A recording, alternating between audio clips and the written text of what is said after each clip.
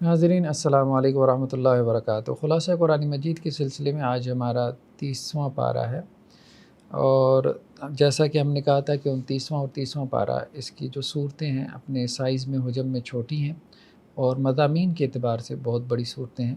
ان میں اکثر و بیشتر جو مضمون بیان ہوا ہے وہ آخرت کا ہے، اور ساتھ ساتھ اللہ کی نعمتوں کا تذکرہ بھی ہمیں ملتا ہے کہ ہم اللہ تعالیٰ کی نعمتوں کے اوپر اللہ کا شکر کرنے والے بن جائیں۔ تو سورہ جو ہے وہ نبا سے اس کا آغاز ہو رہا ہے 30ویں پارے کا، یعنی نبا اس سے مراد خبر ہے، یعنی قیامت کی خبر جس سورہ مبارکہ میں دی گئی۔ تو اللہ سبحانہ و تعالیٰ کہہ رہے ہیں کہ دیکھو اے انسانوں، کیا ہم نے تمہارے لیے زمین کو بچھونا نہیں بنایا؟ تو اللہ تعالیٰ نے زمین کو جو ہے وہ ہمارے لیے فرش بنا دیا، اور نہ تو اس کو اتنا سخت بنایا کہ چلتی ہوئی ہمارے لیے تکلیف کا باعث ہو، نہ ہی اللہ تعالیٰ نے اس کو اتنا نرم بنایا کہ جس کی وجہ سے ہمارے پاؤں اس میں دھنس جائیں۔ پھر دیکھیں کہ اللہ نے اس کے اندر ایک بہت ہی مناسب مقدار میں گریویٹیشنل فورس رکھتی ہے۔ نہ تو ایسا ہے کہ وہ گریوٹی جو ہے وہ کم ہو رہا ہو، ہم جو ہے وہ فضا میں اڑتے رہیں، اور نہ یہ ہے کہ وہ گریوٹی اتنی زیادہ ہو کہ ہمارے لیے پاؤں اٹھانا جو ہے وہ مشکل ہو جائے گی۔ اللہ تعالیٰ کی بہت بڑی نعمت ہے کہ اللہ تعالیٰ نے زمین کو اس طرح سے ڈیزائن کیا۔ والجبال اوتادا، اور پہاڑوں کو ہم نے میخیں بنا دیا، یعنی پہاڑوں کی وجہ سے ہم نے زمین کو سٹیبل کر دیا۔ وخلقناکم ازواجا، اور ہم نے تمہارے جوڑے بھی پیدا کیے۔ جوڑوں کی وجہ سے انسان جو ہے وہ اپنے لائف پارٹنر سے راحت اور سکون حاصل کرتا ہے، اور اسی جوڑے کی وجہ سے پھر یہ نسل ہے جو آگے چل ہے۔ وجعلنا نومکم سباتا، اور ہم نے تمہاری نیند بنائی جو تمہارے لیے آرام کا باعث ہے۔ یعنی انسان دن بھر کا تھکا آ رہا 8 گھنٹے ٹوکری اٹھانے کے بعد ٹوٹ جاتا ہے، پھر اس کے بعد جب نیند لیتا ہے تو نیند لینے کے بعد دوبارہ بالکل فریش ہو جاتا ہے، وہی بوجھ اٹھانے کے لیے، وہی مشقت جھیلنے کے لیے۔ تو یہ نیند اللہ تعالیٰ کی بہت بڑی نعمت ہے کہ ساری تھکاوٹوں کو دور کر دیتی ہے۔ وجعلنا اللیل لباسا، اور اللہ نے رات کو بنایا وہ تمہارے لیے لباس ہے۔ وجعلنا النہار معاشا، اور دن کو بنایا جس میں تم روزی روٹی کا بندوبست کرتے ہو، اس کو اللہ نے روشن بنایا۔ سب اللہ کی نعمتیں ہیں، رات بھی نعمت ہے، دن بھی اللہ کی نعمت ہے، نیند بھی نعمت ہے، پہاڑ بھی نعمت ہے، زمین بھی نعمت ہے، تمہارے جو جوڑے ہیں تمہارے وہ بھی اللہ کی نعمت ہیں، اور اللہ نے تمہارے اوپر 7 آسمان بنائے، یہ بھی اللہ کی نعمت ہے۔ اللہ تعالیٰ نے تمہارے اوپر جو ہے وہ روشن ستارے جو ہے وہ بنائے۔ اگر یہ ستارے نہ ہوتے، یعنی ستاروں کی وجہ سے دیکھیں کتنا جمال اللہ تعالیٰ نے، کتنا حسن، کتنی بیوٹی جو ہے وہ آسمانوں میں پیدا کر دی، اور اس سے بھی انسان کو جو ہے وہ بہت زیادہ ایک اندر تک اطمینان کی فیلنگ اور کیفیت محسوس ہوتی ہے۔ اور اگر یہ ستارے نہ ہوتے تو ویسے ہی انسان جو ہے آسمان کی طرف دیکھتا ہے تو دہشت اور خوف کی کیفیت اس کے اوپر طاری ہو جاتی ہے۔ وجعلنا سراجا وہاجا، اور دیکھو ہم نے ایک روشن چراغ بنایا، یعنی سورج بنایا، اور سورج سے کتنی انرجی ہمیں حاصل ہو رہی ہے۔ وانزلنا من المعصرات ماء ثجاجا، اور یہ بادلوں کا نظام کس لیے، کون چلا رہا ہے؟ یہ اللہ تعالیٰ کی ذات ہے جو سورج کی گرمی کی وجہ سے جو ہے وہ پانی بھاپ بڑھ کے اڑ رہا ہے، اور پھر ہوائیں جو ہے وہ اس پانی کو لے کے جو ہے وہ بادلوں کی صورت اختیار کر کے مختلف جگہ پہ جو ہے وہ بارشیں جو ہے وہ برس رہی ہیں۔ یہ سب نظام مونسون کی ہوائیں ہیں جو ہم پڑھتے ہیں سوشل سٹڈیز میں، پوری دنیا میں یہ ہوائیں کون چلاتا ہے، اور اسی طرح برسات کا موسم کون پیدا کرتا ہے، اور پھر اس کی وجہ سے فصل اناج اور غلہ ہمیں ملتا ہے۔ یہ سب اللہ کے بنائی ہوئی نظام ہے، ہواؤں کے نظام، بارشوں کے نظام، ٹھیک ہے، دریاؤں کے، سمندروں کے نظام، سورج کا نظام، یہ سب اللہ تعالیٰ نے ایک سائیکل جو ہے وہ چلا رکھا ہے۔ لنخرج به حبا ونباتا، تاکہ اس سائیکل کے نتیجے میں ہمیں نباتات اور کھیتی، اناج اور غلہ حاصل ہو، وجنات الفافا، اور گھنے باغات۔ یہ سب اللہ تعالیٰ کی نعمت ہے، اور انسان اس کو نعمت سمجھ ہی نہیں رہا، وہ یہ سمجھ رہا ہے کہ یہ خود بخود ہو رہا ہے یا اس کی محنت سے ہو رہا ہے۔ بعض اوقات انسان محنت کرتا ہے نتیجہ ہی نہیں نکلتا۔ تو یہ سب اللہ کے سبب سے، بس اس کو انسان سمجھنے کی کوشش کرے، اور یہ سب کچھ اپنے ارد گرد کے اوپر غور کر کے اللہ کا شکر گزار بندہ بنے، یہ کام ہے کرنے والا۔ اس کی طرف قرآن ہمیں توجہ دلا رہا ہے۔ نیکسٹ سورہ نازعات ہے۔ سورہ نازعات کے مضامین بھی وہی ہے، آخرت سے متعلق کہا جا رہا ہے کہ آخرت کا دن وہ دن ہے، یوم یتذکر الانسان ما سعی، اس دن انسان یاد کرے گا، حسرت کرے گا، اوہو کیا اس نے کیا دنیا میں۔ وبرزت الجحیم لمن یری، جو دیکھنا چاہے گا تو اس کے لیے جو ہے وہ جہنم کو سامنے ظاہر کر دیا جائے گا، ہر دیکھنے والے کے لیے جہنم جو ہے وہ ظاہر ہو جائے گی، یعنی جہنمی کے لیے۔ فاما من طغی وآثر الحیات الدنیا، تو جس نے سرکشی اختیار کی اور آخرت کی زندگی کے اوپر جو ہے وہ دنیا کی زندگی کو ترجیح دی، فإن الجحیم هی المأوی، تو جہنم اس کا ٹھکانہ ہے۔ دنیا میں اللہ کے حکم سے سرکشی اختیار کی اور دنیا کو ترجیح دیتا رہا آخرت پہ، یعنی پریفر کیا اس نے دنیا کو آخرت پہ، تو وہ تو پھر جہنم میں جائے گا۔ وَأَمَّا مَنْ خَافَ مَقَامَ رَبِّهِ وَنَهَى النَّفْسَ عَنِ الْهَوَىٰ، اور جو اپنے رب کے سامنے کھڑا ہونے سے ڈرتا رہا، یعنی دنیا میں ہی ڈرتا رہا، اس کو یہ بار بار خیال اور یہ سوچ پیدا ہوتی رہی کہ ایک دن اللہ کے سامنے کھڑا ہونا ہے، اللہ تعالیٰ مجھ سے میرے اعمال کے بارے میں پوچھے گا، اس وقت میں کیا اللہ سے کہوں گا، جسٹیفائی کر پاؤں گا کہ میں نے یہ کیوں کیا، کیسے کیا۔ وَنَهَى النَّفْسَ عَنِ الْهَوَىٰ، تو جو اپنے رب کے سامنے کھڑا ہونے سے ڈرتا رہا، یعنی یہ تصور اس کے اندر بار بار جو ہے اس کے ذہن میں موجود رہا، یعنی اس تصور کا اس نے استحضار رکھا کہ اس نے اپنے رب کے سامنے کھڑا ہونا ہے اور اپنے اعمال کا حساب دینا ہے۔ اور دوسرا، اس نے اپنے نفس کی باغیں جو ہے وہ کھینچ کے رکھی، جیسے کوئی سرکش گھوڑا ہوتا ہے، اب گھڑ سوار جو ہے اس کی باغیں کھینچ کے رکھتا ہے تاکہ اس کو قابو میں رکھے اور پھر اپنی منزل تک پہنچ پائے۔ تو اسی طرح کا معاملہ، یہ نفس بھی سرکش گھوڑا ہے، تو اس کی باغیں کھینچ کے رکھنا ہے، اس کو ہم ضبط نفس کہتے ہیں، سیلف کنٹرول۔ سیلف کنٹرول ہے تو ایسا شخص جنت میں جائے گا۔ اور روزے کا مقصد بھی کیا ہے؟ سیلف کنٹرول کو پیدا کرنا۔ اگر سیلف کنٹرول نہیں ہے، جیسے ہمارے یہاں بہت سے نوجوان انہیں کہیں کہ جی یہ نہ کرو وہ نہ کرو، کہتے ہیں ہمارے اوپر کنٹرول ہی نہیں ہے، ہم سے یہ ہوتا ہی نہیں ہے، ہم یہ کر ہی نہیں سکتے۔ اب یہ جو معاملہ ہے نا، یہ جو سٹیٹمنٹ ہے، یہ بتاتی ہے کہ اس کا اپنے اوپر کوئی کنٹرول نہیں ہے، اس نے اپنے آپ کو اپنے نفس کے، اپنی خواہشات کے حوالے کر دیا۔ تو اب ایسے شخص کو اس کی خواہشات پھر بہت تباہ و برباد کرتی ہے۔ تو کہا گیا کہ جس نے اپنے نفس کی باغیں کھینچ کے رکھی، جس نے اپنے نفس کو کنٹرول کر کے رکھا اور جو اپنے رب کے سامنے کھڑا ہونے سے ڈرا رہا، یہ دونوں چیزیں آپس میں انٹر لنکڈ ہیں۔ اپنے رب کے سامنے کھڑا ہونے کا تصور اگر یہ بار بار اس کے ذہن میں آئے گا، اس کو جو ہے وہ اپنے لیے حرز جان بنائے گا، تو پھر وہ اپنے نفس کو بھی کنٹرول کر پائے گا۔ فإن الجنت ہی المأویٰ، اس کا ٹھکانہ کیا ہے؟ جنت ہے۔ نیکسٹ جو ہے سورہ عبس، اس میں خاص طور پہ قیامت کے دن کا نقشہ کھینچتے ہوئے کہا گیا کہ آخرت میں انسان کے کچھ کام نہیں آئے گا، یہاں تک کہ اس کی آل اولاد، اس کے قریبی رشتہ دار، خونی رشتہ دار، وہ بھی کچھ کام نہیں آئیں گے۔ آخرت میں اگر کچھ کام آئے گا تو وہ انسان کے اعمال ہیں، نیک اعمال۔ دنیا میں کوئی نیکی کام آئے گی، باقی اس کا مال وہ تو سب یہاں پہ کھا پی لیا، بس ہضم کر دیا، یا اللہ کے راستے میں صدقہ کیا تو وہ بھی ایک نیکی بن کے جو ہے وہ آخرت میں کام آ جائے گا۔ تو کہا جا رہا ہے کہ جب وہ آئے گی قیامت، وہ کان پھوڑ دینے والی، یعنی قیامت میں جب سور جو ہے وہ پھونکا جائے گا تو انسانوں کے کان پھوڑ دے گا۔ یوم یفر المرء من اخیہ، اس دن انسان جو ہے وہ اپنے بھائی سے بھاگے گا، وہ امی و ابی، اپنی ماں سے، اپنے باپ سے بھاگے گا، وہ صاحبتی و بنی، اپنی بیوی سے، اپنے بچوں سے بھاگے گا۔ لکل امرئ منہم یومئذ شأن یغنی، اس دن ہر آدمی جو ہے اس کو اپنی فکر لگی ہوئی، وہ اپنے غم میں ہوگا، اسے بیوی بچوں کو بھی پرواہ نہیں ہوگی۔ قیامت کے دن کی ہولناکی ایسی ہوگی کہ نفس نفسی کا عالم ہوگا، انسان کہے گا کہ بس میری جان، میں بچ جاؤں، بس کسی طرح سے میری جان چھوٹ جائے، میں جہنم سے بچ جاؤں، میں جنت میں چلا جاؤں، باقی سارے جائیں پہاڑ میں۔ تو یہ صورتحال ہوگی، اس لیے کہا گیا کہ جہنم سے ڈرو، آخرت کے دن سے ڈرو، کہ جس دن یہ صورتحال ہوگی کہ جن کی خاطر تم اپنی آخرت تباہ کر دیتے ہو، وہ تم سے بھاگتے پھریں گے۔ نیکسٹ جو ہے سورہ تکویر، اس کے اندر اللہ کے رسول صلی اللہ علیہ وسلم کے اوپر جو قرآن مجید نازل ہو رہا تھا، تو مشرکین مکہ کہتے تھے کہ یہ معاذ اللہ کا کلام نہیں ہے، یہ تو کوئی شیطان ہے جو آپ کو پٹیاں پڑھا رہا ہے، جو آپ کو جو ہے وہ یہ سب کچھ کلام جو ہے وہ آپ کے القاء کر رہا ہے، آپ کے دل پہ ڈال رہا ہے۔ تو اس کا جواب دیا گیا، انہ لقول رسول کریم، دیکھیں یہ ایک باعزت فرشتے کا کلام ہے، ایک اللہ کی طرف سے ایک میسنجر ہے، حضرت جبریل علیہ السلام، یہ وہ لے کے آ رہے ہیں۔ ذی قوت عند ذی العرش مکین، وہ بہت قوت والے ہیں اور عرش والے کے ہاں ان کا بڑا مقام ہے، بڑا درجہ ہے۔ تو ٹھیک ہے، اللہ کے رسول صلی اللہ علیہ وسلم جو ہے وہ خود اس کے خالق نہیں ہے، اس کلام کے، کوئی نہ کوئی جو ہے وہ آ کے آپ صلی اللہ علیہ وسلم کے دل پہ اس کلام کو القاء کر رہا ہے، تو وہ کون ہے؟ وہ حضرت جبریل علیہ السلام۔ مطاع ثم امین، اور آسمانوں میں ان کی اطاعت کی جاتی ہے، بقیہ فرشتے جو ہے وہ ان کی بات مانتے ہیں، وہ فرشتوں کے سردار ہیں، پھر وہ امانت دار بھی ہیں، جو اللہ سے میسج لیا اس میں کوئی خیانت نہیں کی۔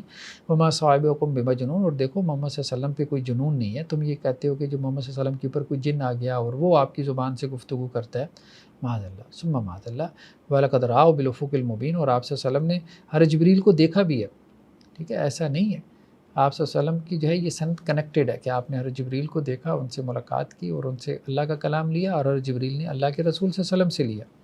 وما هو علی الغیب بضنین، اور اللہ کے رسول صلی اللہ علیہ وسلم جو غیب کی باتیں ہیں وہ بتلانے میں بخیلی اور کنجوسی نہیں کرتے، یعنی وحی میں جو کچھ ان تک پہنچتا ہے غیب کی خبروں کے حوالے سے، آخرت کے حوالے سے، جنت جہنم کے حوالے سے، وہ سب تمہارے سامنے رکھ دیتے ہیں۔ وما هو بقول شیطان الرجیم، یہ قرآن مجید یہ اللہ کا کلام ہے، یہ شیطان مردود کا کلام کیسے ہو سکتا ہے؟ اللہ کے کلام اور شیطان مردود کے کلام میں تمہیں ڈفرنس نظر نہیں آتا؟ فَأَيْنَ تَذْهَبُونَ، تو کہاں جا رہے ہو؟ کدھر کا تم نے رخ کر لیا ہے؟ تمہیں جانا تو اللہ کی طرف تھا، لیکن تمہارا منہ جو ہے وہ کسی اور طرف ہے۔ نیکسٹ جو ہے سورہ انفطار ہے، اس کے مضامین بھی جو ہے وہ آخرت سے متعلق ہے، اور خاص طور پہ کرامن کاتبین، ان فرشتوں کا تذکرہ کیا گیا جو انسان کے دائیں بائیں ہیں اور انسان کی نیکیاں یا اس کی بدیاں جو ہے وہ لکھنے پہ مامور ہیں۔ کہا جا رہا ہے کہ اے انسان، ما غرک بربک الکریم، کس چیز نے تجھے اپنے جو ہے وہ کریم رب کے بارے میں دھوکے میں ڈال دیا؟ یعنی انسان جو ہے وہ اپنے رب کے بارے میں دھوکے میں مبتلا رہتا ہے، اللہ کی نافرمانی کرتا رہتا ہے، نافرمانی کرتا رہتا ہے، اور اللہ سے جھوٹی امیدیں جو ہے وہ لگائے رکھتا ہے۔ ٹھیک ہے، تو یہ نہیں، اللہ کی نافرمانی کرتے ہوئے جو ہے وہ اللہ سے جھوٹی امیدیں نہ لگاؤ۔ ہاں، اللہ کی فرما برداری کرتے ہوئے اللہ سے امید لگا لو کہ اللہ تعالیٰ تمہیں جنت میں داخل کرے گا۔ الذی خلقک فسواک فعدلک، دیکھو اللہ نے تمہیں پیدا کیا، تمہاری نوک پلک سنواری، تمہاری فنیشنگ کی، فی ای صورت ما شاء رکب، جیسی اللہ نے صورت بنانی چاہیے ویسی اللہ نے بنا دی۔ کلا بل تکذبون بالدین، تم آخرت کے دن کو جھٹلاتے ہو۔ وإن علیکم لحافظین، تو دیکھو تمہارے اوپر کچھ فرشتے ہیں، محافظ فرشتے، کرامن کاتبین، بزرگی والے اور لکھنے والے، یعلمون ما تفعلون، جو تم کر رہے ہو وہ جانتے ہیں، اور وہ ہر بات لکھی جا رہے ہیں۔ جو بات انسان اپنی زبان سے نکالتا ہے وہ اس کو لکھ لیتے ہیں، جو عمل انسان کرتا ہے وہ اس کو لکھ لیتے ہیں، تو ہر انسان کا ریکارڈ تیار ہو رہا ہے۔ تو یہ اعمال نامہ قیامت والے دن اس انسان کے ہاتھ میں تھمایا جائے گا۔ تو کچھ لوگوں کو اعمال نامے دائیں ہاتھ میں دیے جائیں گے، وہ جو ہے وہ نیکوکار ہوں گے، کچھ کو بائیں ہاتھ میں ملیں گے، وہ جو ہے وہ فاسق و فاجر و گناہ گار ہوں گے۔ نیکسٹ جو ہے سورہ مطففین، سورہ مطففین کی شروع میں جو ہے وہ ان لوگوں کی مذمت کی گئی ہے کہ جو ماپ تول میں کمی کرتے ہیں۔ تو کہا جا رہا ہے کہ ویل للمطففین، برباد ہو جائیں، ہلاک ہو جائیں، تباہ ہو جائیں وہ لوگ کہ جو ماپ تول میں کمی کرنے والے ہیں۔ دیکھیں بد دعائیں تو خود قرآن میں منقول ہیں ایسے لوگوں کے لیے جو دوسروں کا حق مار رہے ہیں۔ تو یہ بہت ضروری ہے، یہ بہت ضروری ہے۔ بعض دفعہ ایک شخص جو ہے وہ دوسروں کا حق مار کے یہ سمجھتا ہے کہ اس نے جو ہے وہ بڑی کوئی چلاکی کر لی، اور ایسا ہی شخص جب قرآن پڑھ رہا ہوتا ہے تو پھر اب ایک بندہ ماپ تول میں کمی کرتا ہے، مثال کے طور پہ دودھ میں ملاوٹ کرتا ہے یا پیٹرول بیچ رہا ہے، اور وہ پیٹرول جو ہے وہ کم بیچ رہا ہے، مقدار سے، پیمانے سے کم بیچ رہا ہے، ٹھیک ہے، واضح طور پہ مسلمان بھائی کا کیا ہے، حق مار رہا ہے، ٹھیک ہے، یا جیلی جو ہے وہ دوائیاں بیچ رہا ہے، میڈیسن، یا گھٹیا جو ہے وہ خوراک بیچ رہا ہے، گھر کے اندر اس نے جو ہے وہ کوئی فوڈ کی فیکٹری جو ہے وہ لگا رکھی ہے۔ ظاہری بات ہے یہ مسلمانوں کا حق مار رہا ہے، مسلمانوں کو بیمار کرنے کا باعث بن رہا ہے، ان کے اندر موذی بیماریاں جو ہے وہ پیدا کرنے کا سبب اور باعث بن رہا ہے۔ اب یہ شخص جو ہے جو مسلمانوں کا حق مار رہا ہے، تو اب یہ سمجھتا ہے کہ قرآن پڑھ کے وہ بڑا نیکی کا کام کر رہا ہے۔ ایسا نہیں ہے، وہ قرآن پڑھ کے تو اپنے لیے جو ہے وہ ہلاکت کی دعائیں کر رہا ہے، بربادی کی دعائیں کر رہا ہے۔ وہ خود ماپ تول میں کمی کرنے والا ہے تو وہ کہہ رہا ہے کہ میں ہلاک ہو جاؤں۔ تو یہ بات کہی جا رہی ہے کہ دیکھو اگر ماپ تول میں تم کمی کر لو گے، ڈنڈی مار لو گے، تو ایک سیر میں کتنی، 1 کلو میں کتنی ڈنڈی مار لو گے؟ ایک چٹان۔ تو اتنی تھوڑی سی چیز کی خاطر تم نے اپنے آپ کو جو ہے وہ ہلاکت میں، بربادی میں ڈال لیا۔ تو دنیا کا تھوڑا سا نفع ہوتا ہے جس کی خاطر جو ہے وہ لوگ اپنی آخرت کو تباہ کر لیتے ہیں، بلکہ دنیا کو بھی تباہ کر لیتے ہیں۔ اب جتنے لوگ کرپشن کرتے ہیں نا، تو وہ کرپشن کر کے وہ سب جو ہے وہ ایسٹ اپنے بینک اکاؤنٹ میں نہیں رکھوا سکتے، گھر میں انہیں پیسہ رکھنا پڑتا ہے، پھر دوسروں کے نام کروانا پڑتا ہے، کیونکہ ظاہری بات ہے کہ پکڑ میں آ جائیں گے کہ اتنی آمدن نہیں ہے، انکم نہیں ہے، تو اتنا ایسٹ کہاں سے آ گیا، تو اس کو جسٹیفائی نہیں کر پائیں گے، تو اب وہ ساری زندگی ایک خوف میں جو ہے وہ گزار دیتے ہیں۔ تو یہ صورتحال ہوتی ہے۔ تو کہا جا رہا ہے کہ یہ جو ماپ تول میں کمی کرنے والے ہیں، کرپشن کرنے والے ہیں، یہ الذین اذا اکتالوا علی الناس یستوفون، جب لوگوں سے جو ہے وہ تول کر لیتے ہیں تو پورا پورا لیتے ہیں، وَإِذَا كَالُوهُمْ أَوْ وَزَنُوهُمْ يُخْسِرُونَ، اور جب لوگوں کو ماپ کر یا تول کر دیتے ہیں تو کمی کرتے ہیں، یعنی اپنی جب خود لیتے ہیں تو پورا پورا لیتے ہیں، جب آگے لوگوں کو دیتے ہیں تو پھر وہ کم کر کے دیتے ہیں۔ الا یظن اولئک انهم مبعوثون، کیا ان کا یقین نہیں ہے کہ ان کو اٹھایا جائے گا؟ مطلب انہیں قیامت کا ڈر ہی نہیں ہے، قیامت کا خوف ہی نہیں ہے، انہیں قیامت کا یقین ہی نہیں ہے۔ اگر قیامت کا یقین ہے تو پھر یہ کیسے کر لیتے ہیں، یہ کیسے کر لیتے ہیں؟ لیوم عظیم، ایک بہت بڑے دن میں ان کو اٹھایا جائے گا، یوم یقوم الناس لرب العالمین، جس دن لوگ رب العالمین کے سامنے کھڑے ہوں گے۔ کبھی اس دن کا خیال کریں، لیکن یہ ہے کہ نہیں، خیال ہے ہی نہیں، سوچنا ہی نہیں ہے، کوئی سوچ بھی نہیں ہے، بس ایک رسمی سا ایمان ہے، بس سمجھتے ہیں کہ ہم قیامت کو مانتے ہیں۔ بھئی قیامت کو اگر مانتے ہو، اگر کوئی بات بندہ سمجھتا ہے کہ جی یہاں ٹریفک سگنل کے اوپر جو ہے وہ پولیس والا کھڑا ہے اور وہ مجھے دیکھ رہا ہے، تو اشارہ اس کا توڑے گا، کبھی بھی نہیں توڑتا۔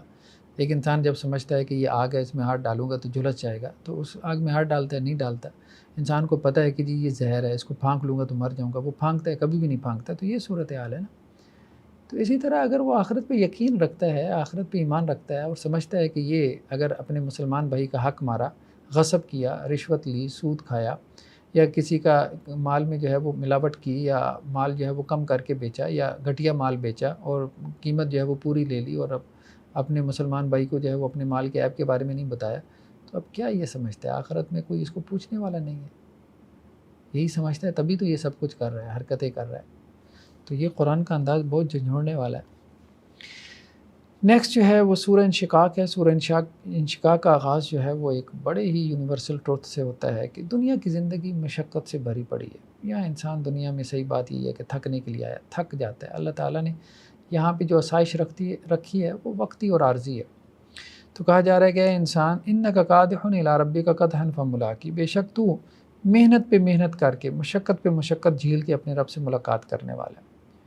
یعنی دنیا میں انسان چاہتا ہے کہ بس مشقت ختم ہو جائے، ایک راحت کی زندگی ہو، بس کھائے پیے اٹھے بیٹھے گپ شپ لگائے، تو ایسا نہیں، ایسا نہیں ہے۔ دنیا میں اللہ نے آزمائشیں رکھی ہیں، مسلمان کے لیے بھی رکھی ہیں، کافر کے لیے بھی رکھی ہیں۔ 8 ارب کی قریب آبادی ہے، اس میں سے تقریباً 2 ارب مسلمان ہیں، تو 6 ارب جو نان مسلم ہیں ان کے اوپر بھی آزمائشیں آتی ہیں۔ ان کے لیے بھی یہ زندگی اسی طرح کی مشقت ہے جیسے مسلمانوں کے لیے مشقت ہے۔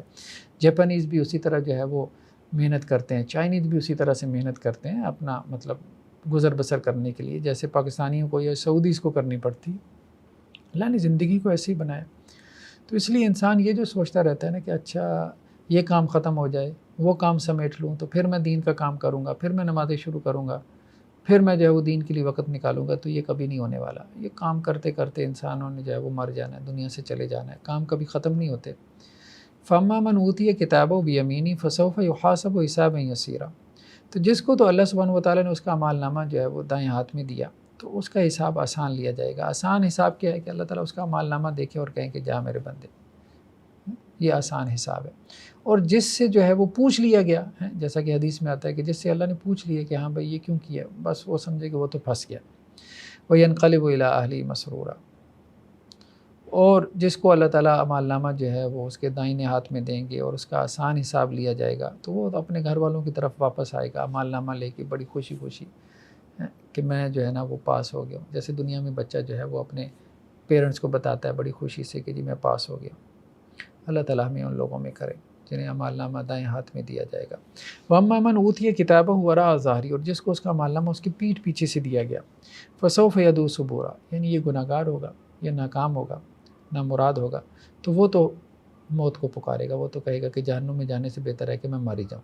وَيَصْلَىٰ سَعِيرًا، لیکن جہنم میں داخل ہوگا۔ إِنَّهُ كَانَ فِي أَهْلِهِ مَسْرُورًا، وہ دنیا میں بڑی عیاشی میں تھا، بڑا خوش تھا، مطلب بڑے ٹھاٹ باٹ تھے اس کے، بڑی چہل پہل تھی اور سوشل سٹیٹس تھا، خادم تھے یہاں پہ، بڑے چودھری صاحب تھے یہاں پہ، وہ ملک صاحب تھے یہاں پہ، وہ جو ہے نا وہ MNA تھے یہاں پہ، وہ وزیر تھے یہاں پہ، وہ مشیر تھے، گاڑیاں تھیں، لینڈ کروزرز تھیں یہاں پہ، ان کے جو ہے وہ نوکر چاکر تھے، بڑے بڑے محلات تھے، تو ان کی مطلب جو ہے وہ ایک سے تھی، مطلب جس کو کچھ کہنا چاہتے تھے بس ایک فون کیا تو اپنا کام کروا لیا۔ دنیا میں بڑا خوش تھا وہ، لیکن آخرت میں آ کے جہنم میں گیا۔ دنیا کی زندگی کی خوشی کتنی ہے، وہی ہم نے جو کئی مرتبہ بات کہی ہے کہ 20-30 سال تو کچھ بنتے ہوئے لگ جاتے ہیں، باقی کیا رہ جاتا ہے، 30 سال کچھ بھی نہیں ہے آخرت کی زندگی کے مقابلے میں۔ إِنَّهُ ظَنَّ أَن لَّن يَحُورَ، اور اس کا یقین اور گمان یہ تھا کہ اس نے کبھی کوئی اللہ کی طرف لوٹ کے نہیں جانا، یعنی اپنے عمل سے وہ یہی تاثر دے رہا تھا نا کہ شاید اللہ کی طرف اس نے نہیں لوٹنا۔ بلا إِنَّ رَبَّهُ كَانَ بِهِ بَصِيرًا، کیوں نہیں، اس کا رب اس کو دیکھ رہا تھا۔ تو آج وہ پکڑ میں آ گیا، آج وہ پکڑ میں آ گیا۔ تو نیک لوگوں کو ان کا اعمال نامہ دائیں ہاتھ میں دیا جائے گا اور وہ بڑے خوش ہوں گے اور اپنے اہل و عیال کو خوشی سے بتائیں گے کہ ہمارا رزلٹ اچھا آیا۔ اور جو بدکار لوگ ہوں گے انہیں ان کا اعمال نامہ پیچھے سے پکڑایا جائے گا، اور یہ وہ لوگ ہوں گے جو دنیا میں بڑے خوش تھے، بڑی عیاشی میں تھے، لیکن آخرت میں جو ہے وہ جہنم میں داخل ہوں گے۔ نیکسٹ جو ہے وہ سورہ بروج ہے۔ سورہ بروج کے شروع میں جو ہے وہ ایک واقعے کی طرف اشارہ ہے۔ اسلام کے آنے سے پہلے پچھلی قوموں میں پرانے زمانے میں ایک بادشاہ تھا، جیسا کہ ہمیں تفسیری روایات میں ملتا ہے، تو اس کے پاس ایک کاہن تھا، فارچون ٹیلر۔ تو اس کاہن نے کہا کہ میری عمر جو ہے وہ اب ختم ہونے کو ہے، تو اس نے بادشاہ سے کہا کہ کوئی بچہ جو ہے وہ میرے حوالے کر دو، اس کو میں اپنی کہانت سکھا جاتا ہوں، یہ علم بعد میں تمہیں فائدہ دے گا۔ تو بادشاہ نے ایک بچہ جو ہے وہ کاہن کے حوالے کر دیا۔ وہ بچہ ذہین تھا، وہ کاہن سے جو ہے وہ روزانہ آپ کہہ لیں کہ جی کہانت کا علم سیکھتا تھا، جادو وغیرہ کا علم سیکھتا تھا۔ تو جب وہ کاہن کے پاس آتا تھا وہ بچہ، تو رستے میں ایک راہب جو تھا، راہب اس وقت دینی عیسائیت کے اندر جو نیک لوگ ہوتے تھے، صوفی ٹائپ، ان کو راہب کہتے تھے، تو ایک راہب رستے میں پڑتا تھا، تو وہ اس راہب کے پاس بھی بیٹھ جاتا تھا، تو اس سے بھی اس کا علم سیکھتا تھا، دین کا علم سیکھتا تھا۔ تو اب یہ بچہ کنفیوز ہو گیا تھا، ایک طرف وہ راہب سے دین کا علم سیکھ رہا تھا، دوسری طرف کاہن سے جادو کا علم سیکھ رہا تھا۔ تو ایک مرتبہ یہ بچہ جو ہے وہ واپس آ رہا تھا، تو اس نے رستے میں دیکھا کہ ایک شیر نے لوگوں کا رستہ روک رکھا ہے، تو اس نے اپنے ہاتھ میں پتھر پکڑا اور اس شیر کی طرف پھینکا، اور دل میں یہ خیال کیا اور کہا کہ اگر راہب کا دین سچا ہے تو یہ شیر جو ہے وہ رستے سے ہٹ جائے۔ تو وہ پتھر شیر کے لگا اور شیر مر گیا۔ تو اب اس بچے کی واہ واہ ہو گئی، وہ ایک نابینا اس کے پاس لوگ لے آئے، تو اس نے اس نابینا کے حق میں دعا کی، تو وہ نابینا بھی جو ہے وہ صحیح ہو گیا، صحت مند ہو گیا۔ تو اب اس بچے کے اوپر لوگوں کا اعتماد جو ہے یقین بڑھ گیا۔ تو بادشاہ نے کیا کیا، اس نے کہا کہ ہمارا تو سارا جو ہے یہ بادشاہت یہ تو کہانت کی وجہ سے چل رہی ہے، تو یہ بچہ جو ہے، اور خاص طور پہ یہ جو دین کا نظام ہے، اب ظاہری بات ہے اس سے تو ہمارا نظام جو ہے وہ ختم ہو جائے گا اگر ہم دین کا نظام لے آئیں گے۔ تو اس نے راہب کو بھی قتل کروا دیا، اس نے اس نابینا شخص کو بھی قتل کروا دیا، لیکن بچے کو بھی قتل کروانے کی کئی اٹیمپٹس کی، لیکن ہر اٹیمپٹ اس کی ناکام گئی۔ بالآخر مجبور ہو کے اس نے کہا کہ میں کیا کروں؟ تو بچے نے کہا کہ ایسا کرو کہ ایک مجمع اکٹھا کرو اور اللہ کے نام سے میرے اوپر تیر چلاؤ تو تم مجھے قتل کر پاؤ گے۔ تو وہ اللہ کو تو اس طرح سے نہیں مانتے تھے، لیکن بادشاہ نے یہی کیا، اللہ کے نام سے جو ہے وہ تیر چلایا، تو وہ بچہ تو اللہ کو پیارا ہو گیا، لیکن وہ مجمع جتنا تھا وہ ایمان لے آیا، ان کا یقین اور بڑھ گیا۔ تو اب وہ بادشاہ نے جو ہے وہ کھائیاں کھدوائیں اور ان کے اندر آگ جلوائی، اور جو لوگ ایمان لے کے آئے تھے ان کو ان آگ کے اندر جو ہے وہ جلایا گیا، لیکن ان میں سے کوئی بھی جو ہے وہ اپنے ایمان سے پھرا نہیں۔ تو قرآن نے اس کا تذکرہ کیا۔ پچھلی قوموں کے واقعات قرآن اس لیے بھی ذکر کرتا ہے، خاص طور پہ صحابہ کے اوپر جو تکلیفیں اور آزمائشیں آ رہی تھی دین کی وجہ سے، تو ان کی تسلی ہو کہ پچھلی قوموں پہ بھی آزمائشیں آتی تھیں اور اللہ نے ان کے درجات بلند کیے، اللہ تمہارے بھی درجات بلند کرے گا۔ تو یہی معاملہ آج ہمارے لیے بھی ہے کہ آج دین کی وجہ سے ہمارے اوپر بھی آزمائشیں آتی ہیں، تو ہم یہ سوچیں کہ پچھلی قوموں کے اوپر تو اس سے بھی بڑی آزمائشیں آئی ہیں، ہمارے اوپر آنے والی آزمائشیں تو کچھ بھی نہیں۔ تو کہا جا رہا ہے قتل اصحاب الحدود، کھائیوں والے، کہ جنہوں نے کھائیوں میں جو ہے وہ مسلمانوں کو ڈالا، جلتی ہوئی آگ کے اندر مسلمانوں کو پھینکا، وہ لوگ ہلاک ہو جائیں۔ النار ذات الوقود، وہ کھائیاں کیا تھیں؟ بھڑکتی ہوئی آگ تھی، اذ ہم علیہا قعود، اور وہ ظالم لوگ جو ہے وہ کھائیوں کے کنارے بیٹھے تھے۔ وہم علی ما یفعلون بالمؤمنین شہود، اور اہل ایمان کے ساتھ جو وہ کر رہے تھے وہ اس کو دیکھ رہے تھے۔ وما نقموا منہم الا ان یؤمنوا باللہ العزیز الحمید، کس چیز کا انتقام لیا انہوں نے؟ ان کے ساتھ کوئی ذاتی لڑائی نہیں تھی، چپکلش نہیں تھی، صرف اس بات کا انتقام لیا، صرف اس لیے ان کو آگ میں ڈال دیا کہ وہ اللہ کے اوپر ایمان لے کے آئے۔ الذی لہ ملک السماوات والارض، دیکھو اس اللہ پہ ایمان لانا تو بنتا تھا کہ جو زمین اور آسمانوں کا بادشاہ ہے اسی کے پاس جو ہے وہ اس کی سلطنت ہے۔ واللہ علی کل شیء شہید، وہ ان مظلوموں کو دیکھ رہے تھے، ان کے اوپر ظلم کرتی اور اللہ انہیں ظلم کرتی ہوئی دیکھ رہا تھا، اور اللہ نے بھی پھر ان کو جو ہے وہ بعد میں پکڑا۔ تو یہی معاملہ ہے، ظالم یہاں دنیا میں ظلم کرتا ہے، ٹھیک ہے، اللہ تعالیٰ اس کو دیکھ رہا ہے، اصل بات یہی ہے۔ وہ ظالم یہ سمجھتا ہے اس کو کوئی نہیں دیکھ رہا، لیکن ظالم جب مظلوم کے اوپر ظلم کر رہا ہوتا ہے تو اللہ تعالیٰ یہ کہہ رہے ہیں کہ اللہ تعالیٰ اس کو دیکھ رہا ہوتا ہے، اور ایک وقت آئے گی جب اللہ کی پکڑ آئے گی، پھر اس کے بعد ظالم کو جو ہے وہ پھر ادھر ادھر ہونے کی گنجائش نہیں ملے گی۔ نیکسٹ جو ہے وہ سورہ الاعلیٰ، اس کے مضامین میں جو ہے وہ ایک اہم مضمون تزکیہ نفس، پرسنالٹی ڈیولپمنٹ کا بھی ہے۔ تو کہا جا رہا ہے کہ دیکھو کامیاب وہ ہے، کامیاب کون ہے، جسے ہم کہتے ہیں سکسیزفل کون ہے۔ آج سب کو سکسیس چاہیے، ہمارے یہاں یہ جو موٹیویشنل سپیکرز ہوتے ہیں سکسیس سٹوریز بیان کرتے ہیں، بچے نے محنت کی، گولڈ میڈل حاصل کر لیا، اسسٹنٹ کمشنر بن گیا، یہ ہو گیا وہ ہو گیا۔ تو اللہ تعالیٰ کہہ رہے ہیں کہ اصل سکسیس یہ دنیا کی نہیں ہے، ٹھیک ہے دنیا کے لیے تم محنت کرتے رہو، دین نے اس کو الاؤ کیا ہے۔ اصل سکسیس کیا ہے؟ جس نے اپنا تزکیہ کر لیا، ٹھیک ہے، پرسنالٹی کو ڈیولپ کر لیا، اپنے اخلاق کو سنوار لیا، اپنے آپ کو بنا لیا، ٹھیک ہے، اللہ کا بھی اچھا بندہ بن گیا، اور انسانوں کے ساتھ بھی اپنے اخلاق اور رویے اچھے کر لیے۔ وذکر اسم ربہ فصلی، اس نے اپنے رب کا نام لیا، یعنی ذکر کرتا رہا، اپنے رب سے غافل نہیں رہا اور نماز پڑھی۔ بل تؤثرون الحیات الدنیا، اللہ تعالیٰ کیا کہہ رہے ہیں؟ انسانوں کا معاملہ یہ ہے کہ دنیا کو ترجیح دیتے ہیں، آخرت کے مقابلے میں دنیا کو ترجیح دیتے ہیں، کیونکہ دنیا جلدی مل جاتی ہے۔ والآخرۃ خیر وابقیٰ، حالانکہ آخرت بہت بہتر ہے اور باقی رہنے والی ہے، دنیا تو ختم ہو جاتی ہے۔ ان ھذا لفی الصحف الاولیٰ، یہ جو نصیحت ہے یہ پہلے صحیفوں میں بھی ہے، صحف ابراہیم و موسیٰ، ابراہیم علیہ السلام کے صحیفوں میں اور موسیٰ علیہ السلام کے صحیفوں میں بھی یہ نصیحتوں میں مل جاتی ہے۔ اپنا تزکیہ کرو، اللہ کو یاد کرو اور نماز پڑھو۔ نیکسٹ جو ہے سورہ غاشیہ ہے۔ اللہ کے رسول صلی اللہ علیہ وسلم کا معمول تھا کہ جمعہ والے دن جمعہ کی نماز میں پہلی رکعت میں سورہ اعلیٰ کی تلاوت کرتے تھے، دوسری میں سورہ غاشیہ کی، تو یہ سنت میں سے۔ تو سورہ غاشیہ میں بھی اللہ تعالیٰ کی نشانیوں کا بیان ہے کہ اللہ تعالیٰ بعض اوقات پچھلی قوموں کے واقعات بیان کر کے توجہ دلاتے ہیں کہ اپنے عمل کو درست کر لو، اور کبھی اپنی نعمتوں کا ذکر کر کے کہتے ہیں کہ اللہ کی نعمتوں کی سبب سے یہ اللہ کے شکر گزار بندے بن جاؤ۔ تو افلا ینظرون الی الابل کیف خلقت، کیا اونٹ کی طرف نہیں دیکھتے اللہ نے کیسے بنایا، اتنا بڑا جو ہے وہ جانور ہے، اس کا قد بت آپ دیکھیں، اور ایک چھوٹا سا بچہ جو ہے وہ اپنے ہاتھ میں اس کی رسی پکڑ کے جو ہے وہ اونٹ اس کی فرما برداری میں پیچھے پیچھے چل رہا ہوتا ہے۔ تو اللہ تعالیٰ نے جو ہے وہ اونٹ کو مسخر کر دیا انسان کے لیے۔ وَإِلَى السَّمَاءِ كَيْفَ رُفِعَتْ، آسمان کی طرف دیکھو کتنا بلند اللہ نے اس کی چھت کو کیا۔ وَإِلَى الْجِبَالِ كَيْفَ نُصِبَتْ، پہاڑوں کو کیسے اللہ نے گاڑ دیا۔ وَإِلَى الْأَرْضِ كَيْفَ سُطِحَتْ، زمین کو کیسے اللہ نے بچھا دیا۔ فَذَكِّرْ إِنَّمَا أَنْتَ مُذَكِّرٌ، اے نبی وسلم آپ نصیحت کروائیں، آپ کا کام نصیحت کروانا ہے۔ لَسْتَ عَلَيْهِمْ بِمُسَيْطِرٍ، آپ ان پہ کوئی داروغہ نہیں ہے، تھانے دار نہیں ہے، یعنی زور زبردستی نہیں ہے، لیکن نصیحت کرتے رہیں۔ نیکسٹ سورہ فجر ہے، اور سورہ فجر کی آیات میں اللہ سبحانہ و تعالیٰ نے انسانی رویوں کا تذکرہ کیا، اور انسانی رویے بھی قرآن مجید کا ایک بڑا موضوع ہے۔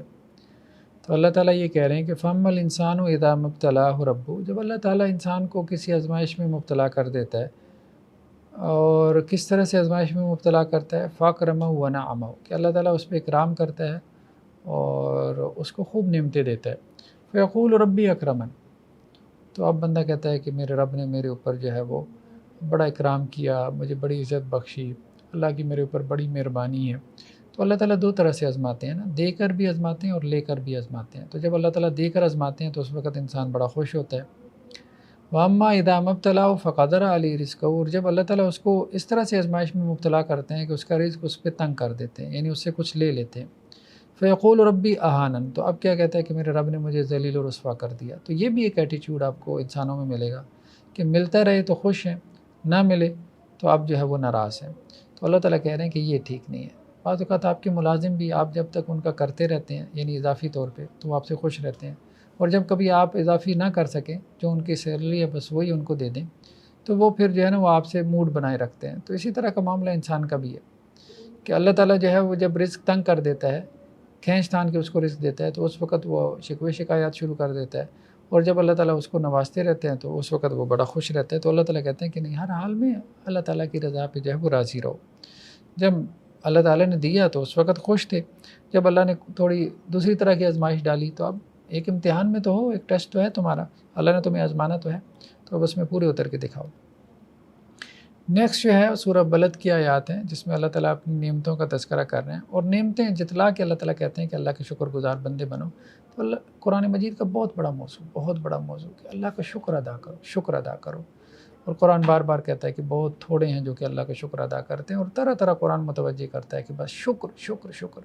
بس آپ یوں کہیں کہ جی قرآن مجید کا خلاصہ اگر ہم بیان کریں تو دو لفظوں میں یوں بیان کیا جا سکتا ہے کہ اللہ کی نعمتوں پہ اللہ کا شکر ادا کریں، اور اس شکر میں جو کوتاہی ہو تو اس پہ اللہ سے استغفار کر لیا کریں۔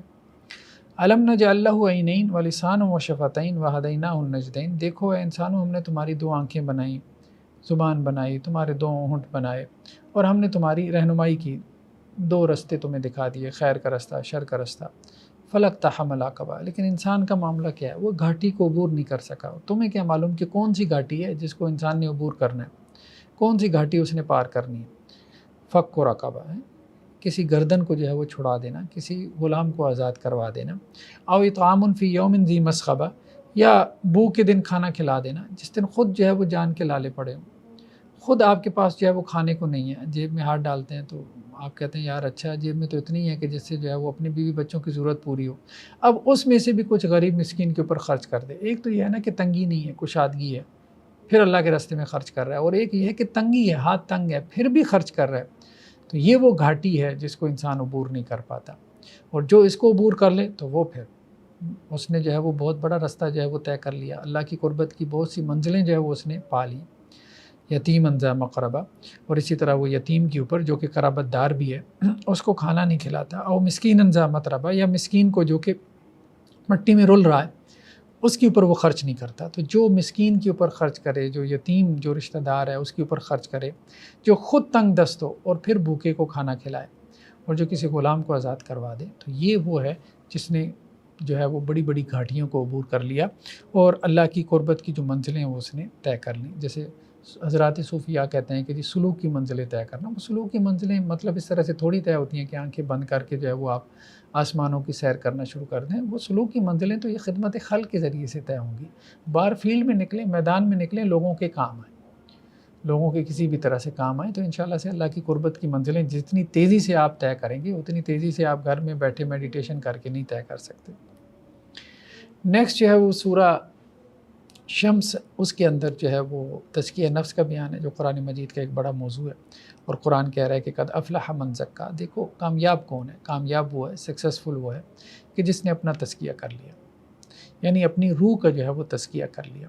وقد خواب من دساہا، اور ناکام وہ ہے کہ جس نے اپنے آپ کو جو ہے وہ مٹی میں دبا دیا، خسارے میں پڑا رہا، ٹھیک ہے، اپنا نقصان کر لیا، اپنا تزکیہ نہیں کر پایا۔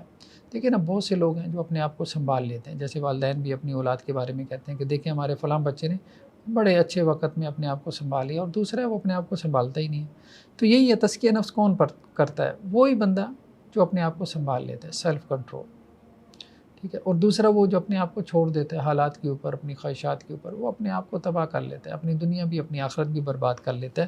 تو اللہ تعالیٰ یہی بات کہہ رہے ہیں کہ کامیاب وہ ہے کہ جس نے اپنا تزکیہ کر لیا۔ تزکیہ نفس کا خلاصہ 2 لفظوں میں گیا، سیلف کنٹرول، اللہ تعالیٰ کے احکامات کے مطابق اپنی خواہشات کو پورا کرنا۔ اللہ تعالیٰ خواہش پورا کرنے سے منع نہیں کرتے، ہر انسان اس کی اپنی ایک خواہش ہے، اس کی اپنی ایک ول ہے، تو جو بھی آپ کی ول اور جو بھی آپ کا پلیئر ہے، اللہ تعالیٰ کہتے ہیں کہ اس ول اور پلیئر کو اللہ کے سامنے سبمٹ کر دو، یعنی اس کو پورا کرنا ہے لیکن اللہ تعالیٰ کی ایک طریقے کے مطابق، بس اتنی سی بات ہے۔ یہی تزکیہ نفس ہے، سیلف کنٹرول، ایک ضابطے کے تحت جو ہے وہ پلیئر حاصل کرو۔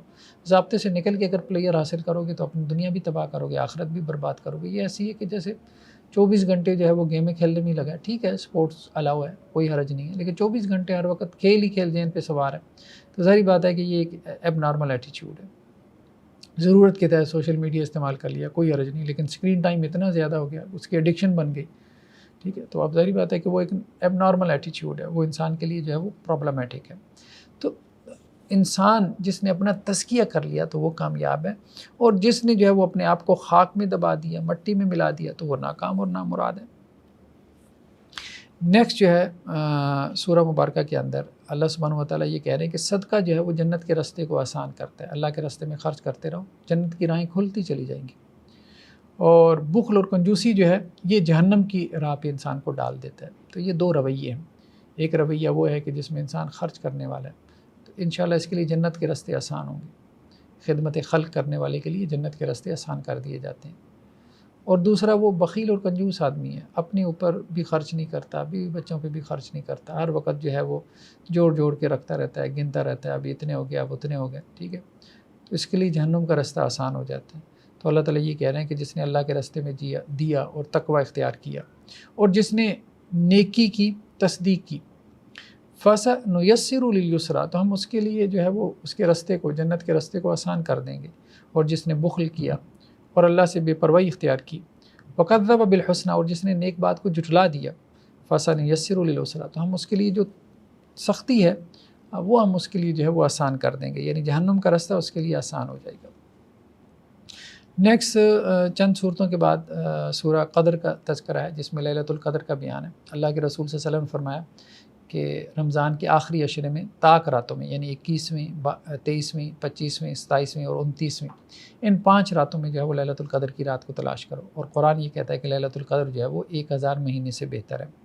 فرمایا کہ اس قرآن کو ہم نے لیلۃ القدر میں نازل کیا۔ لیلۃ القدر کی فضیلت یہ ہے کہ یہ قرآن لیلۃ القدر میں نازل ہوا، اور تمہیں کیا پتہ کہ لیلۃ القدر کیا ہے؟ لیلۃ القدر خیر من الف شہر، 1000 مہینے سے بہتر ہے، یعنی لیلۃ القدر کی عبادت 1000 مہینے کی عبادت سے بہتر ہے، 1000 مہینے کے برابر نہیں ہے، اس سے بہتر ہے، اور یہ اللہ کا بہتر مراد ہے۔ اور 1000 مہینہ تقریباً 83.5 سال بنتا ہے، یعنی 83 ایئرس پلس بنتا ہے۔ اتنی تو انسان کی جو ہے وہ ایوریج ایج نہیں ہے، عام طور پہ انسانوں کی ایج 60-65 ہوتی ہے۔ تو ایک رات کی عبادت گویا کہ پوری زندگی کی عبادت سے بہتر ہے۔ اگر آپ نے لیلۃ القدر کی رات میں 100 روپے صدقہ کیا تو ایسی ہے جیسے آپ نے 83 سال صدقہ کیا۔ آپ نے لیلۃ القدر کی رات میں اگر 2 نفل پڑھے تو ایسی ہے جیسے آپ نے 83 سال 2 نفل پڑھے۔ لیلۃ القدر کی رات میں اگر آپ نے 1 پارہ پڑھا تو آپ نے ایسی ہے جیسے 83 سال جو ہے وہ 1 پارہ پڑھا۔ تو یہ بہت بڑی فضیلت ہے، بہت بڑی فضیلت ہے۔ دوسرا یہ کہ اس رات میں جو ہے وہ فیصلے کیے جاتے ہیں، تو وہ فیصلوں کی وجہ سے انسان اللہ سے دعا بھی کرے کہ اللہ تعالیٰ اس کے حق میں خیر کے فیصلے فرمائے۔ تنزل الملائکۃ والروح فیہا بإذن ربہم من کل امر، اس رات میں فرشتے بھی اترتے ہیں آسمانوں سے، اور روح الامین بھی اترتے ہیں اللہ کے حکم سے، کہ اللہ تعالیٰ کے احکامات کی امپلیمنٹیشن کے لیے، اور یہ رات سلامتی ہے طلوع فجر تک کے لیے۔ تو بعض روایتوں میں اس مطلب لیلۃ القدر کے حوالے سے کچھ نشانیوں کا بھی تذکرہ ہے۔ بعض روایتوں میں یہ ملتا ہے کہ اس صبح کو جو سورج طلوع ہوتا ہے تو اس کی شعاعیں نہیں ہوتیں، مطلب تیز اس کی جو ہے وہ شعاعیں نہیں ہوتیں۔ بعض روایتوں میں یہ بھی ملتا ہے کہ اللہ کے رسول صلی اللہ علیہ وسلم نے کیچڑ کے اندر سجدہ کیا، یعنی وہ ایک ٹھنڈی رات ہوتی ہے اور جس میں کوئی ہلکی بوندا باندی بھی ہو سکتی ہے۔ تو بہرحال یہ رات قرآن نے بھی اس کی طرف اشارہ کیا کہ پرسکون رات ہوتی ہے، تو لیلۃ القدر کی تلاش جو ہے وہ کرتے رہنا چاہیے۔ 5 راتوں میں کوئی ایک رات تو کنفرم ہے۔ بعض اوقات یہ ہوتا ہے کہ سعودیہ کے ساتھ ہمارا ایک رات کا اختلاف ہو جاتا ہے تو اس وقت لوگ شبے میں پڑ جاتے ہیں، تو دیکھیں اس میں بھی کوئی ایسی بات نہیں، اللہ کے لیے کچھ مشکل نہیں ہے کہ اللہ تعالیٰ جو ہے وہ ہمارے اعتبار سے ہمیں لیلۃ القدر کا ثواب دیں اور سعودیز کے اعتبار سے ان کو لیلۃ القدر کا ثواب دیں۔ باقی ٹھیک ہے کہ اللہ کے یہاں وہ ایک ہی رات ہے کہ جس میں روح الامین اور فرشتے اترتے ہیں یا سال بھر کے فیصلے ہوتے ہیں، باقی ثواب تو اللہ کے نزدیک جو ہے وہ دینا مشکل نہیں ہے، اللہ کی قدرت اور اللہ تعالیٰ کے اختیار میں۔ تو لیلۃ القدر کے لیے جو ہے وہ خود بھی جاگنا چاہیے اور اپنے گھر والوں کو بھی بیدار کرنا چاہیے۔ اللہ کے رسول صلی اللہ علیہ وسلم کا ہمیں معمول ملتا ہے کہ رمضان کے آخری عشرے میں آپ رات کو زندہ کرتے تھے، خود بھی جو ہے وہ رات کو جو ہے وہ بیدار رہتے تھے اور اپنے گھر والوں کو بھی بیدار کرتے تھے۔ نیکسٹ جو ہے سورہ بینہ، تو اس میں اللہ سبحانہ و تعالیٰ نے 2 لفظوں میں اس دین کا خلاصہ بیان کر دیا کہ دین اسلام اس کا خلاصہ کیا ہے، اس کو سمرائز کریں۔ ہر بندہ جو ہے وہ اپنے اعتبار سے دین کو ڈیفائن کر رہا ہے کہ یہ دین ہے یا دین میں یہ چیز اہم ہے۔ اللہ کے نزدیک دین کیا ہے، دین کا خلاصہ کیا ہے، دین کے 70 احکامات ہیں، ان میں سب سے اہم کیا چیز ہے، اگر وہ ہے تو دین ہے، اگر وہ نہیں ہے تو دین نہیں ہے۔ تو اس میں اللہ تعالیٰ نے 3 چیزیں بیان کی کہ یہ 3 چیزیں اصل میں تمہارے دین کا جوہر ہے، ایسنس ہے۔ وما امروا الا ليعبدوا الله مخلصين له الدين حنفاء، انہیں یہ حکم دیا گیا صرف اللہ کی عبادت کریں، اللہ کی عبادت خالص اللہ کی عبادت۔ اور اللہ کی عبادت سے مراد یہ ہے، ہم نے کہا تھا کہ اصل عبادت کیا ہے، وہ دعا ہے، دعا کو اللہ کے لیے خالص کر لیں، اللہ ہی کو پکاریں۔ اور دوسرا وَيُقِيمُ الصَّلَاةَ، نماز قائم کریں، اور تیسرا وَيُؤْتُوا الزَّكَاةَ، زکوٰۃ ادا کریں۔ وَذَلِكَ دِينُ الْقَيِّمَةِ، دیکھو یہی سچا اور سیدھا دین ہے۔ ہر بندہ جو ہے وہ دین خالص، اصلی دین بتانے کے لیے جو ہے وہ لمبی لمبی کتابیں لکھ رہا ہے، ویب سائٹس۔ بھائی قرآن مجید نے ایک آیت کے اندر دین خالص جو ہے وہ بیان کر دیا، 3 چیزوں کا نام ہے، توحید، نماز اور زکوٰۃ۔ یہ سچا دین ہے، پہلے اس کے اوپر آ جاؤ تو بس تم دین کے اوپر ہو۔ اللہ کے رسول صلی اللہ علیہ وسلم نے حضرت معاذ بن جبل کو جب یمن کی طرف گورنر بنا کے بھیجا تو کیا کہا؟ سب سے پہلے توحید کی دعوت دینی ہے، توحید پہ آ جائیں، پھر انہیں نماز کی دعوت دینی ہے، اس پہ آ جائیں، پھر انہیں جو ہے وہ زکوٰۃ کی دعوت دینی ہے۔ اب تو لوگوں نے اپنے اپنے عقائد کی لمبی چوڑی فہرستیں تیار کر رکھی ہیں کہ اچھا ان چیزوں کو مانتے ہو تو دین پر ہو، اور اپنے اپنے جو ہے وہ حلال و حرام کی فہرستیں بنا رکھی ہے، ان کو مانتے ہو تو دین پر ہو۔ اصل دین یہ ہے، اس دین کے اوپر پہلے لوگوں کو لے کے آؤ، پھر اس کے بعد جو دین ثابت ہے کتاب و سنت سے تو اس پہ بھی عمل لوگ کر لیں، ٹھیک ہے۔ نیکسٹ جو ہے سورہ زلزال ہے۔ سورہ زلزال جو ہے وہ اس کے اندر قیامت کے احوال کا تذکرہ کیا گیا اور کہا گیا کہ قیامت والے دن اس زمین کو ہلا مارا جائے گا اور زمین اپنے بوجھ باہر نکال پھینکے گی، یعنی قبروں میں سے لوگ اٹھ کھڑے ہوں گے، اور انسان اس دن کہے گا کہ اسے کیا ہو گیا، اور اس دن زمین اپنی خبریں بیان کرے گی، زمین بیان کرے گی کہ میرے سینے پہ اس انسان نے یہ گناہ کیے، کیونکہ اللہ نے اس زمین کی طرف یہ وحی کی ہوگی کہ وہ انسان کے بارے میں خبریں دے۔ یومئذ یصدر الناس اشتاتا لیروا اعمالهم، اس دن لوگ جو ہے وہ گروہ در گروہ آپس میں بٹ جائیں گے اور لوگوں کو ان کے اعمال دکھائے جائیں گے۔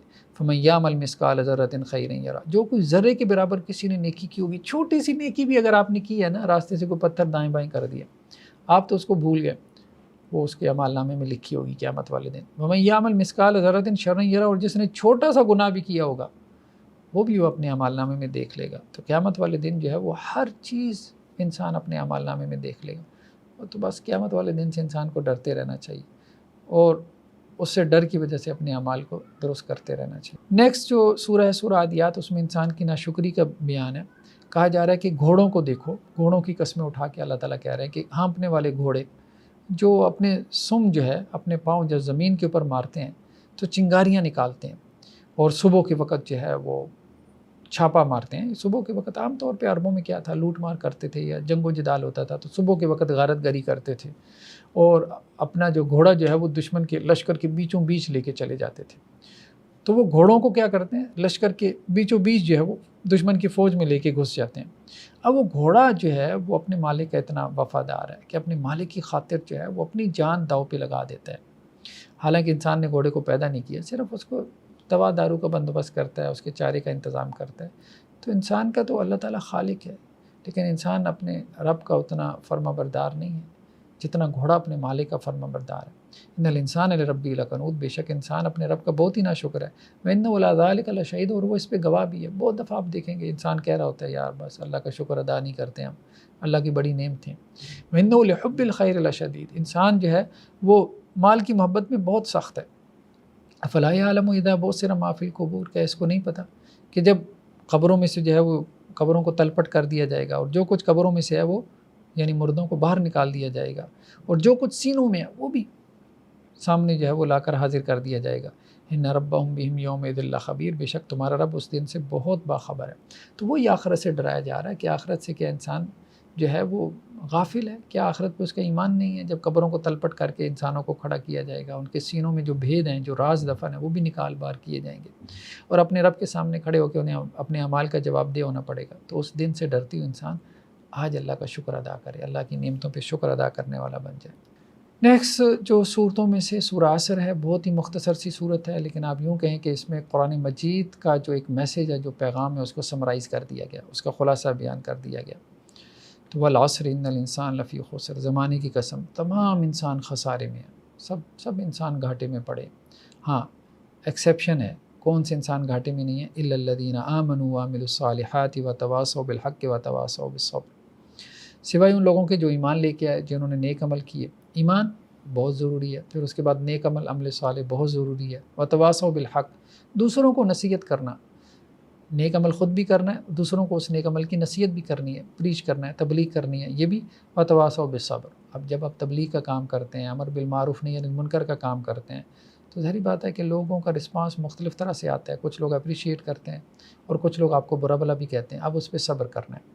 تو صبر کرنا، تو یہ چار کام جو کر لے، ایمان، عمل صالح اور حق بات کی نصیحت کرنا، اور اگر کوئی آزمائشیں آ رہی ہیں اللہ کے راہ میں تو ان پہ صبر کرنا، تو یہ لوگ گھاٹے میں نہیں ہیں، یہ گھاٹے میں نہیں ہے، اس نے جو ہے وہ خسارے کا سودا نہیں کیا۔ باقی سارے خسارے میں، سب انسان خسارے میں، سب جو یہ چار کام نہیں کر رہا وہ خسارے میں پڑا ہوا ہے، وہ نقصان میں ہے، وہ اپنا نقصان کر رہا ہے۔ تو یہ چار کام بہت ضروری ہے، یعنی آخرت میں کامیاب ہونے کے لیے، آخرت میں جہنم سے نجات حاصل کرنے کے لیے، آخرت میں جنت میں داخل ہونے کے لیے جو منیمم آپ کہہ لیں کہ جی کرائٹیریا ہے، منیمم تو یہ تو کوالیفائی کرنا ہے نا، یہ چار کام تو کرنا ہے۔ ایمان ہے، ایمان کے بعد عمل صالح، کوئی نیک عمل کرنا ہے، نماز پڑھنی ہے، روزہ رکھنا ہے، زکوٰۃ دینا ہے، تلاوت قرآن ہے، صدقہ خیرات ہے، اور پھر اس کی تلقین بھی لوگوں کو کرنی ہے۔ مطلب ضروری نہیں کہ انسان کوئی عالم بنے یا مولوی صاحب ہی بنے اور آدھی دنیا کو جو ہے وہ تبلیغ کرے، مطلب یہ ہے کہ اپنے گھر والوں کو، اپنے دوست احباب کو، اپنے کولیگس کو، اور پھر اس راہ میں جو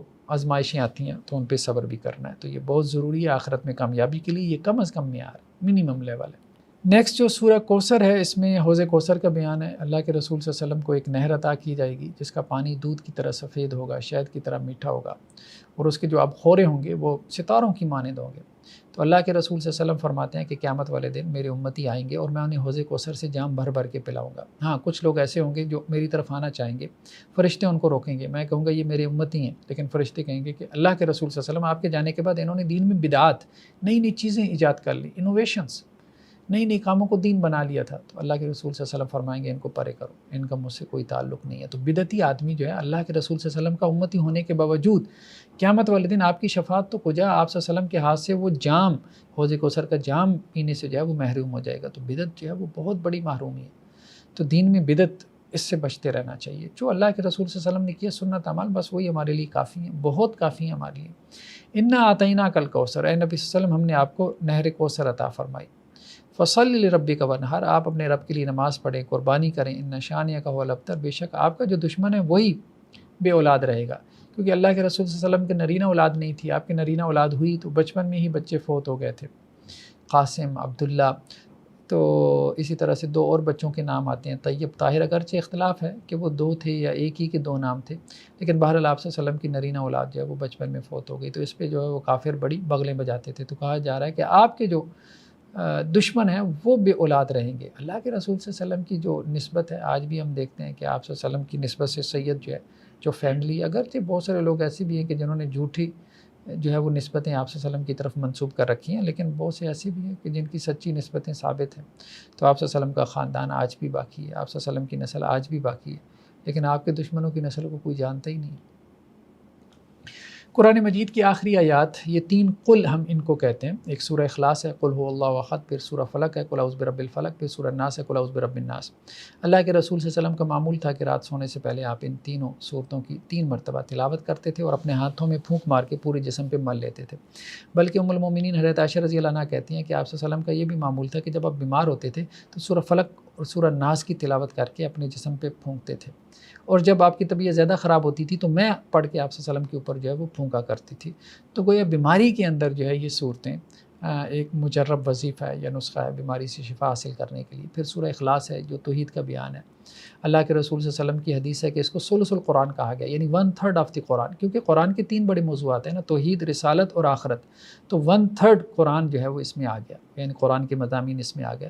یا بعض اہل علم کا کہنا یہ بھی ہے کہ جو ایک مرتبہ سورہ اخلاص پڑھے تو اس کو 1/3 قرآن یعنی 10 پارے پڑھنے کا ثواب ملتا ہے. تو بہر نماز کی ہر رکعت میں ہم کوشش کرتے ہیں سورہ اخلاص پڑھیں، لیکن اس کے علاوہ بھی جو ہے وہ ہمیں صورتوں کو پڑھنا چاہیے. یہ تو ہمیں قاری صاحب جو ہے وہ آسانی کے لیے پڑھا دیتے ہیں، سورہ اخلاص چھوٹی صورت ہوتی ہے تو ہم ساری زندگی سورہ اخلاص ہی پڑھتے رہتے ہیں. نہیں، نماز کے اندر ہمیں سورہ اخلاص کے علاوہ دوسری صورتیں بھی پڑھنی چاہیے.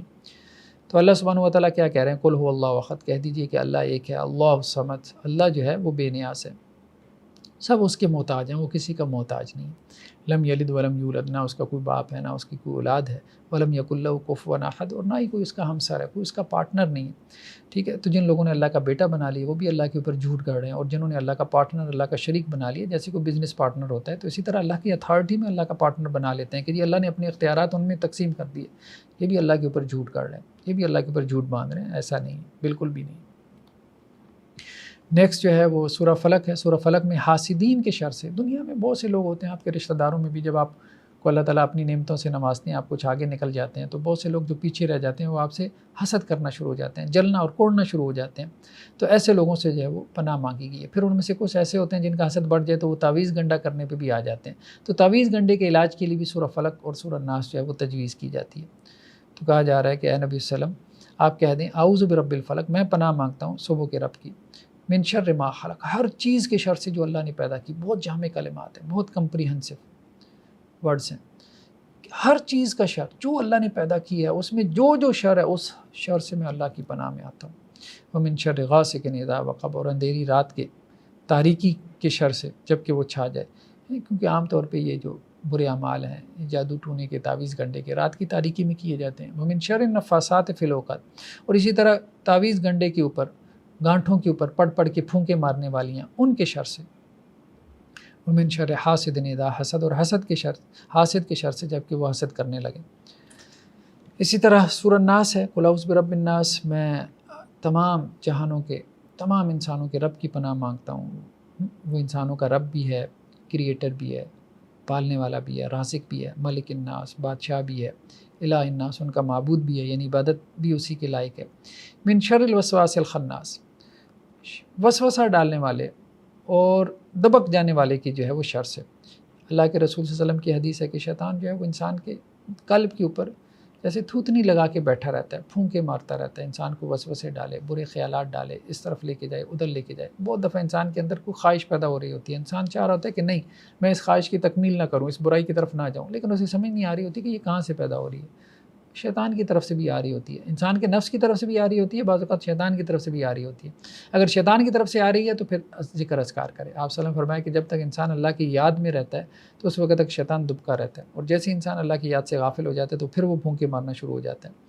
الذی یوسوس فی صدور الناس، جو انسانوں کے سینوں میں وسوسے ڈالتا رہتا ہے. تو شیطان کو یہ اختیار تو ہے کہ وسوسہ ڈالے. انسان کو برائی کے راستے پہ شیطان چلا نہیں سکتا لیکن وسوسہ ڈال سکتا ہے. تو اس کے وسوسے سے جو ہے وہ اللہ کی پناہ مانگتا رہے. من الجنت والناس، اور یہ شیاطین جنات میں سے بھی ہیں اور انسانوں میں سے بھی. تو اللہ کا شکر ہے کہ آج ہمارا یہ جو 30واں پارہ تھا اس کا خلاصہ جو ہے وہ مکمل ہوا الحمدللہ. تو بہرحال یہ اللہ کی توفیق کے بغیر ممکن نہیں ہے. جیسے آج ہم نے وہ آیات پڑھی ہیں کہ انسان کو اللہ تعالیٰ نے مشقت میں پیدا کیا. لقد خلقنا الانسان فی کبد، انسان کی زندگی ایسی ہے، مشقت بھری زندگی ہے. تو اس مشقت بھری زندگی میں کچھ وقت نکال لینا اللہ کی توفیق کے بغیر جو ہے وہ ممکن نہیں ہے.